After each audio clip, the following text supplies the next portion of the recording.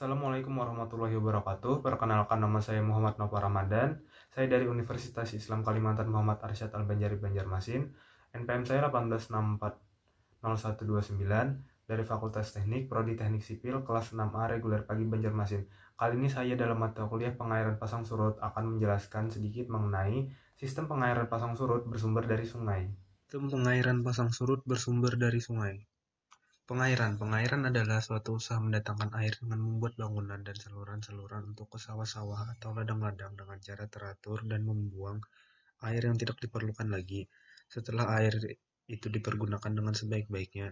Atau dapat juga pengairan mengandung arti memanfaatkan dan menambah sumber air dalam tingkat tersedia bagi kehidupan tanaman. Apabila air terdapat berlebihan dalam tanah, maka perlu dilakukan pembuangan. Pasang surut terutama terjadi karena gaya tarik bulan, matahari, dan planet-planet lainnya. Pengaruh gaya gravitasi yang berbeda-beda dapat diprediksi dengan tepat karena gerakan rotasi dan revolusi bumi, bulan, matahari, dan planet-planet lainnya berlangsung dengan keteraturan yang sangat tinggi. Periode pasang surut setiap hari terutama ditentukan oleh rotasi bumi yang berperiode 24 jam. Sungai adalah air tawar dari sumber alamiah yang mengalir dari tempat yang lebih tinggi ke tempat yang lebih rendah dan menuju atau bermuara ke laut, danau, atau sungai yang lebih besar. Secara alami, sungai mengalir sambil melakukan aktivitas yang satu sama lain saling berhubungan. Aktivitas tersebut antara lain erosi, pengangkutan, dan pengendapan.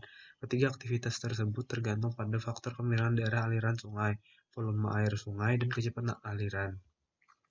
Pola terbentuknya sungai. Sungai dapat terbentuk dalam beberapa cara, di antaranya yang paling umum adalah karena adanya air hujan, gletser salju yang mengalirinya.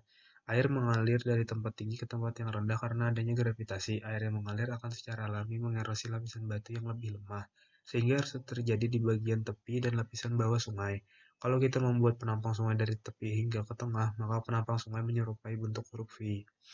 Berdasarkan pola airnya, sungai diklasifikasikan menjadi dendritik, paralel, trellis, rektangular, radial, sentrifugal, dan sentripetal.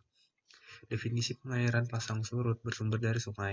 Menurut Mulyanto, sungai memiliki fungsi utama yaitu mengalirkan air dan mengangkut material sedimen hasil erosi pada daerah aliran sungai dan alurnya. Material sedimen ini sebagian akan terbawa air banjir keluar aluran aliran untuk kemudian diendapkan dan sebagian besar lainnya akan terbawa sampai ke laut dan muara sungai. Berdasarkan hal tersebut, maka muara sungai berfungsi sebagai pengeluaran atau pembuangan debit sungai, terutama pada saat banjir ke laut. Pembagian daerah aliran sungai.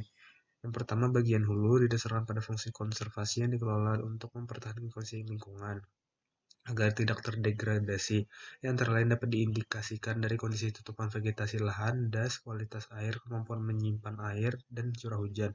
Kedua, bagian tengah didasarkan pada fungsi pemanfaatan air sungai yang dikelola untuk dapat memberikan manfaat bagi kepentingan sosial dan ekonomi, yang antara lain dapat diindikasikan dari kuantitas air, kualitas air, kemampuan menyalurkan air, dan ketinggian muka air tanah, serta terkait pada prasarana pengairan seperti pengelolaan sungai, waduk, dan danau. Ketiga, bagian hilir didasarkan pada fungsi pemanfaatan air sungai yang dikelola untuk memberikan manfaat bagi kepentingan sosial dan ekonomi, yang diindikasikan melalui kuantitas, kualitas air, kemampuan menyalurkan air, ketinggian curah hujan, dan keterkaitan kebutuhan pertanian air bersih, serta pengelolaan air limbah. Ciri-ciri sungai. Yang pertama ada hulu sungai dengan ciri-ciri arus sungai deras, arus erosi ke dasar sungai besar, lembah sungai curam, lembah sungai berbentuk V, tidak terjadi pengendapan hasil erosi, dan banyak ditemukan air terjun. Ciri-ciri tengah sungai. Yang pertama, jarang dijumpai air terjun, kecepatan aliran sungai berkurang, mulai terjadi proses pengendapan material yang dibawa oleh air sungai. Selain terjadi erosi ke bawah, juga terjadi erosi ke samping. Hilir atau muara. Adapun ciri-ciri bagian hilir atau muara sungai. Yang pertama, kecepatan sungai mulai lambat, proses pengendapan sangat intensif, dan yang ketiga, di bagian muara sungai sering disebut delta.